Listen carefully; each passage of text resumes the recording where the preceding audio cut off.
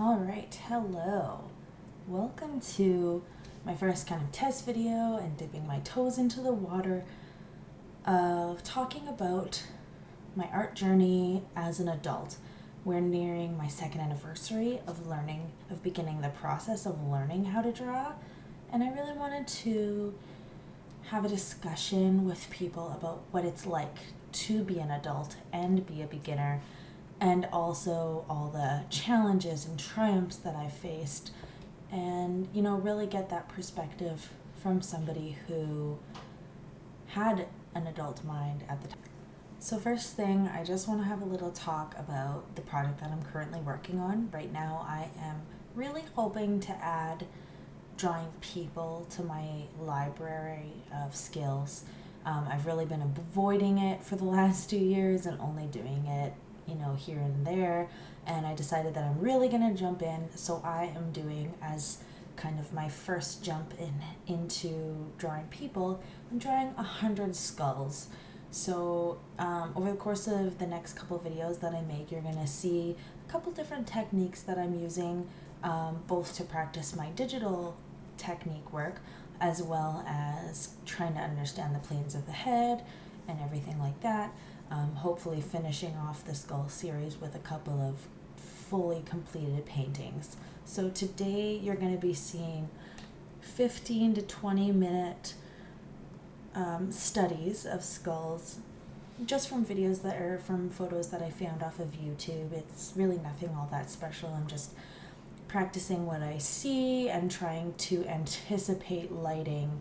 Although I am using the same lighting that's in the reference photo, I am actively working to discover that lighting on my own without copying the reference photo exactly. So firstly, off the bat, what you'll find is that all of the skulls for today are done with a monochromatic palette. The point here is to kind of get a simple value study done here. I'm really just working on understanding lighting and various different types of lighting, and understanding the form of the skull and how that relates to various types of lighting. Also, just a little bit, I'm working on some digital techniques that I learned from Control Paint, which I'm sure he doesn't own those techniques, but for this one, I'm starting off with a line drawing, and then I'm adding in a little bit of tone, and then I'm going to add a little bit of highlight. And you'll find that I'll kind of get to a point where I'm like, okay, this kind of gets the idea across, and then I move on to a new one. This first skull I'm not super happy with. I kind of wish that I had just busted out a blender. The original intention was to not blend as much as I possibly could, and I kind of wish I had just busted out a blender. I think I would have been a little bit happier with it. Alright, so we're moving on to our second skull now. Something that you'll actually notice is that I have a lot of draw, line, delete, draw, line, delete. And a lot of my circles and things like that are really not all that precise. That's just because I'm really not used to using a drawing tablet yet. I have had one for about a year now, and I really haven't really jumped in to start getting proficient with my hand-eye coordination skills just until the last couple months or so. So I actually have improved quite a bit, but I still have a long way to go, and I often miss my trajectory because I'm drawing down below and then looking up above, and I'm still learning and whatever. So it's been really fun. So let's get down to the topic of the day, and you can watch me draw this skull. This is my least favorite one of the video, so there you have it. So mostly I wanted to talk a little bit about what my experience has been like being a beginner artist as an adult. My history as an artist is 0 prior to 2019. I typically saw myself as more of the analytical type person. I was more sciencey. I didn't really enjoy doing art, and quite frankly, I was embarrassed of art. It wasn't until I kind of just woke up one morning and decided I'm going to teach myself to draw. And I did. So, and by teach myself to draw, I mean that I found a whole bunch of books and YouTube channels that teach you how to draw. And I worked through them and began to teach myself how to draw. And it wasn't until maybe the first 6 months of doing it quite consistently that I realized, oh shit, I actually really like this. And I think I would like to do this professionally. Now that is an absolutely incredible discovery to have. Prior to this, I wasn't really sure what I was going to do professionally. I'm still, quite frankly, not entirely sure what I'm going to do professionally. But what happened, and what I would imagine happens to a lot of people when they decide that they have found their passion and they would like to pursue it, is that the pressure becomes intense. And that's exactly what happened to me. So about 6 months into my art journey, I was drawing watercolor leaves and having a good time and, being okay, when I suddenly realized if I want to do this professionally, I need to get my butt in gear. And I began a very intense journey of essentially creating a curriculum for myself. And I think that currently that is my best course of action, and I am still continuing on this curriculum, and I'm doing really well and very happy with it.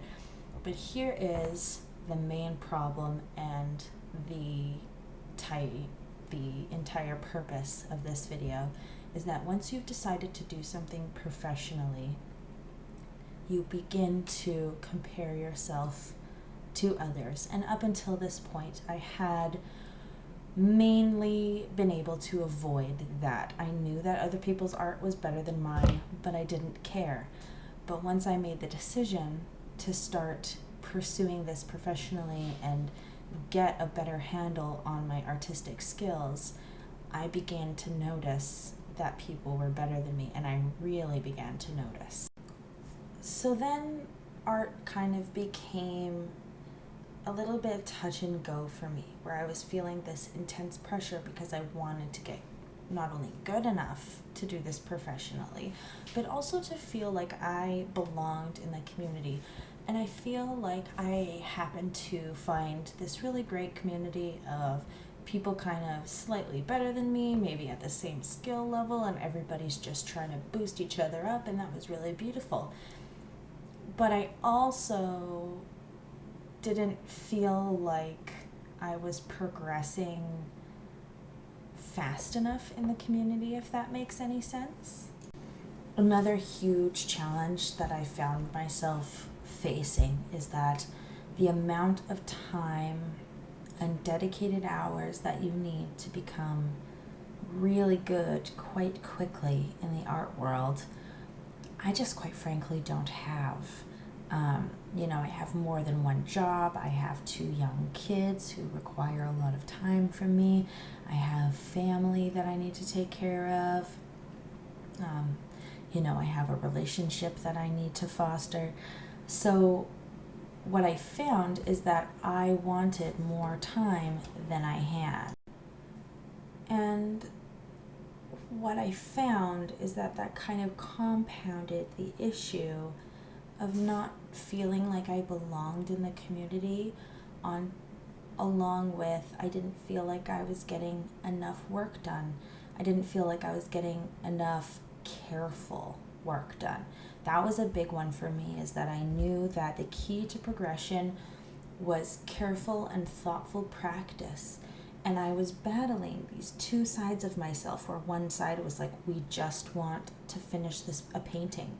And the other side, saying like, but we really need to study. And knowing that for the next 3 days, I only have 20 minutes to draw and paint, because that's just how my schedule is working out this week. And I am still really struggling with this internal battle of the love of painting, the joy that it brings me, and also knowing that sometimes I don't have the time for the careful practice that some of my peers are able to get. So I think something that has really brought me a lot of healing, particularly in the last, month or two, as I'm struggling with other personal goals, and, everybody is struggling with coronavirus and everything like that. The thing that has really begun to bring me peace is this idea that I am on my own journey. And however I get to my destination, I'm going to get there as long as I have forward progress.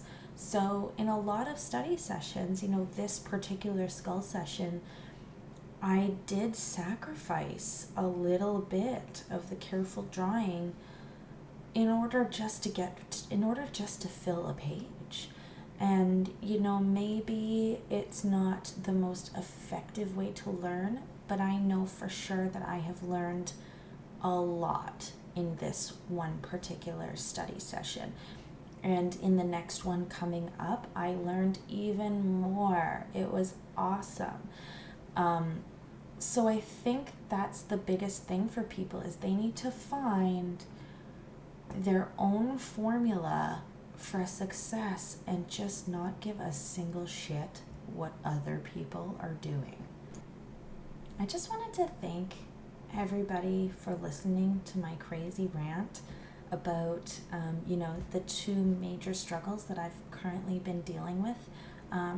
If you just, I don't know how often I'm going to be posting these, but if you want to just listen to me rant about art and follow me on my progress, I would appreciate it. I would love the company. Misery loves company. And, we'll just learn together. Thanks for watching.